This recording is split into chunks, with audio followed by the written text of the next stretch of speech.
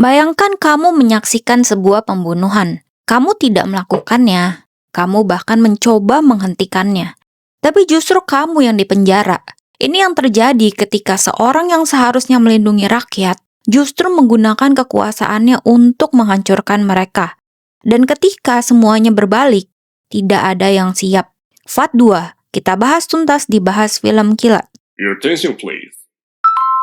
Di Fat 1, kita sudah melihat Syambu dan Manju berjuang bersama melindungi seorang gadis kecil. Tapi kita tidak pernah tahu bagaimana semua itu bermula. Sekarang kita mundur jauh ke belakang. Di sebuah penjara wanita, ada seorang perempuan bernama Manju. Sudah bertahun-tahun dia di sini, tapi justru karena itu, dia tahu betul caranya bertahan. Semua orang mengenalnya, penjaga menyukainya, tidak pernah bikin masalah.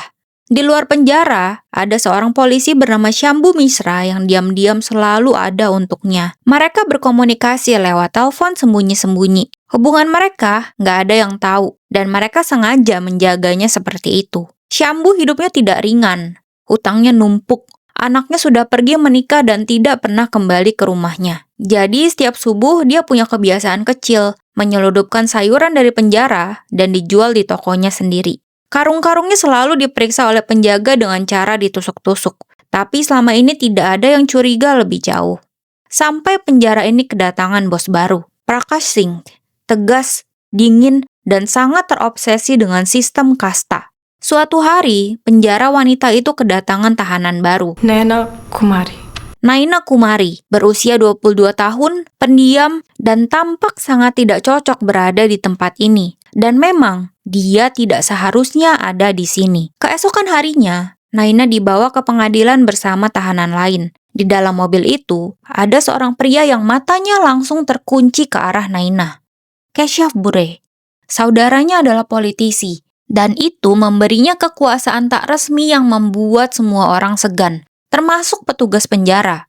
Di pengadilan, pengacara Naina hampir berhasil membebaskannya karena semua bukti yang ada itu palsu. Tapi dari belakang layar, Keshav sudah bergerak. Naina tidak boleh bebas hari itu, dan Naina pun kembali ke penjara. Prakash Singh tidak bisa mentolerir Keshav yang bertindak seperti raja di dalam penjara. Ketika Keshav memukuli tahanan lain secara terbuka, Prakash langsung melemparkannya ke sel isolasi. Tapi atasan Prakash memerintahkan Keshav untuk dibebaskan saat itu juga. Example set kar dega, samjhe? It's an order. Keshav melangkah keluar dengan senyum tipis yang langsung menghantam ego Prakash. Malam itu, Keshav menelpon Prakash, menyebutkan nama-nama anggota keluarganya. Ancaman terselubung yang sangat jelas maksudnya. Tengah malam, Prakash tidak bisa lagi menahan diri. Dia menaiki jeepnya, memerintahkan Nadim membuka gerbang, masuk ke sel tahanan Keshav dengan tongkat kayu, dan menghajar pria itu habis-habisan sampai darah mengalir. Satu hal yang tidak dia sadari, dia melepas cincinnya. Prakash pergi, Keshav masih hidup, dan cincin itu tetap di sana. Keesokan paginya, sel Keshav kosong. Seluruh penjara panik, pencarian dilakukan kemana-mana. Tidak ada jejak, tidak ada petunjuk. Prakash dimarahi Inspektur Jenderal, hingga akhirnya seorang detektif didatangkan ke sana. Atit Singh. Atit mulai mewawancarai semua orang satu persatu. Dari kesaksian Nadim, terungkap bahwa malam itu Prakash memukuli Keshav lalu pergi, dan Nadim mengunci kembali selnya Keshav. Salah satu saksi menyebut nama. Keshav sangat terobsesi dengan Naina. Atit pun mewawancarai Naina. Naina bilang dia tidak kenal Keshav, hanya pernah ketemu di pengadilan. Atit mencatat, tapi penyelidikannya belum selesai. Di tengah penyelidikan, satu nama mulai mencuri perhatian Atit. Syambu. Malam ketika Keshav menghilang, Syambu memang datang ke penjara seperti biasa untuk mengambil sayuran. Tapi ada yang berbeda malam itu. Dalam perjalanan pulang, Syambu sempat berhenti di satu tempat untuk menurunkan barang. Dan dari karungnya ada darah. Tapi tiba-tiba ada lampu menyala. Dia buru-buru kabur. Atit mengunjungi toko Syambu saat itu. Karyawannya bernama Chotu bercerita bahwa malam itu Syambu menyuruhnya pergi membeli minuman keras. Tapi ketika Chotu kembali, Syambu sudah tidak ada. Atit pun mendatangi rumah Syambu. Mereka ngobrol santai. Syambu membuka kulkas besarnya untuk mengambil es batu. Dan ternyata di dalam kulkas besar itu ada jasad Keshav. Syambu dan Atit ngobrol sebentar, lalu Atit pergi. Tapi kecurigaannya tidak ikut pergi bersamanya. Sebelum meninggalkan kota, Atit mampir ke kantor Prakash, meminta pernyataan bahwa Prakash mengakui pemukulan terhadap Keshav. मैं प्रकाश सिंह अपने पूरे होशो हवास में बयान देता हूँ। Atit merekam semuanya. Malam itu, Prakash menerima surat. Dia disuspend. Kasus Keshav yang menghilang ditutup sementara tanpa jawaban. Manju bebas. Dia melangkah keluar dari penjara untuk terakhir kalinya. 11 bulan berlalu, lalu sebuah laporan mengubah segalanya. Jenazah ditemukan terkubur di dekat bungalow Prakash Singh. Atit dipanggil kembali. Di kubur itu, dia menemukan sebuah cincin di samping kerangka. Keshav का ही स्केलेटन है sir. Shirt के ब्लड से DNA match हो गया है। Tes DNA mengkonfirmasi, itu Keshav Bure. 3 days. Atit punya 3 hari untuk menuntaskan semuanya. Kali ini Atit menekan lebih keras. Nadim bercerita lebih jujur bahwa malam itu, Keshav menelpon seseorang bernama Rajni. Rajni madam हम आ रहे हैं। Sebelum dia pergi melalui pintu belakang. Atit langsung mendatangi Rajni. Rajni akhirnya mengaku, Keshav pernah membiayai pengobatan suaminya, dan kini menagihnya dengan cara paling keji, mengancam anaknya sendiri. Rajni tidak punya pilihan. Dia membawa Naina ke ruang pengobatan. Menutup pintunya dari luar dan pergi. Atit pun mendatangi Naina. Naina awalnya mengaku bahwa dialah yang membunuh Keshav. Tapi Atit tidak percaya begitu saja. Sesuatu tidak cocok. देखिए आप निश्चिंत रहिए मैंने जो भी कहा उस बात से मैं नहीं मुकरूंगा जी। Dia terus menekan, pelan tapi pasti. Sampai akhirnya Naina bercerita yang sebenarnya. Malam itu, Keshav sudah menunggunya di ruang pengobatan dan berusaha memperkosa Naina.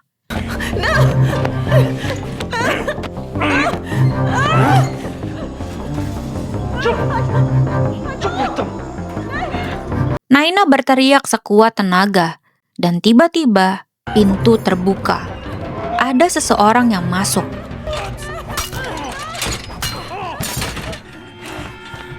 Perkelahian pecah.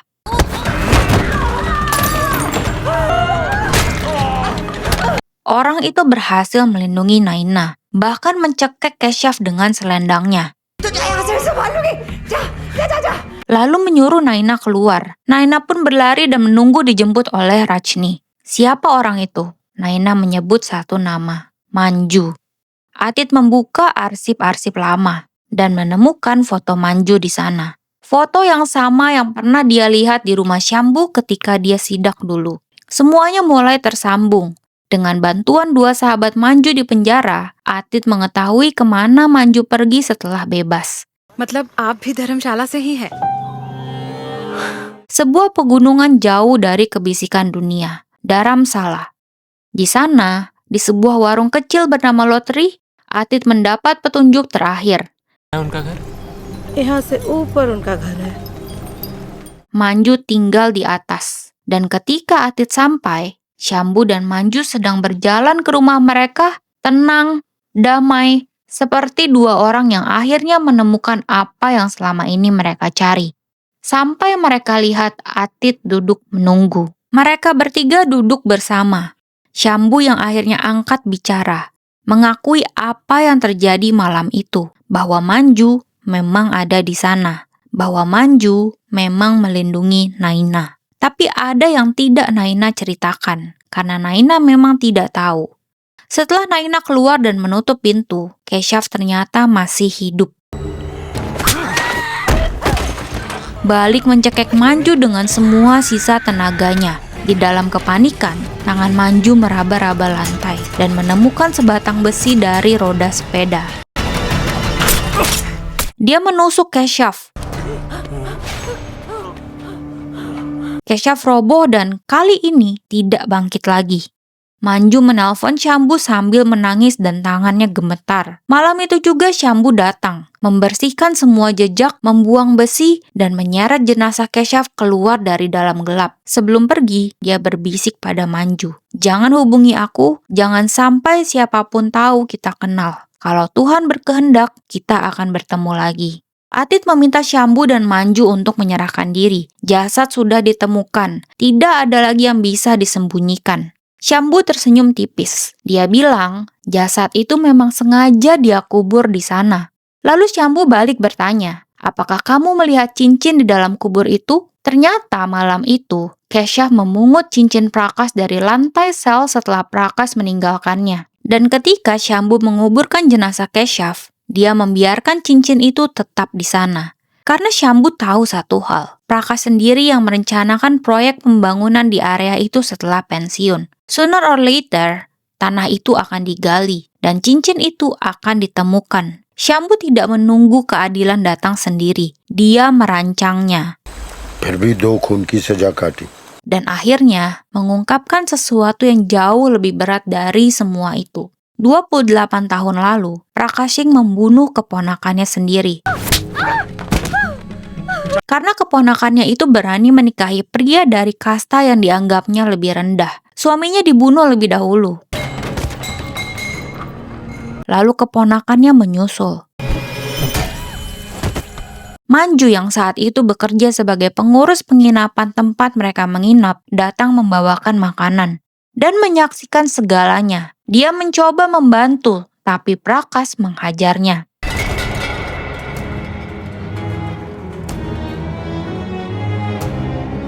Dan dengan lencana dan kekuasaannya, Prakash membalikan segalanya. Manju dituduh membunuh pasangan itu karena ingin merampok. Tidak ada yang membela, tidak ada yang percaya. Manju dijatuhi hukuman 28 tahun penjara untuk kejahatan yang dilakukan oleh orang yang seharusnya menegakkan hukum. Syambu menyerahkan semuanya kepada Atit karena dia percaya keadilan tidak akan datang sendiri kalau tidak ada yang berani mendorongnya. Atit menghadap Prakash dengan cincin sebagai bukti, dengan rekaman pengakuan, dengan kebenaran yang sudah terlalu lama terkubur. Prakash akhirnya dijebloskan ke balik jeruji besi. Pria yang memenjarai orang tidak bersalah selama hampir 3 dekade, kini merasakan dinginnya sel itu sendiri. Dan Manju, dia tidak perlu membuktikan apapun lagi, karena keadilan akhirnya datang lewat sebuah cincin yang sengaja dibiarkan. Dan seorang pria yang tidak pernah berhenti merancang kebenaran itu sejak malam pertama. Itulah pembahasan Fatwa di Bahas Film Kilat. Subscribe untuk film-film seru yang bikin mikir. Sampai jumpa lagi.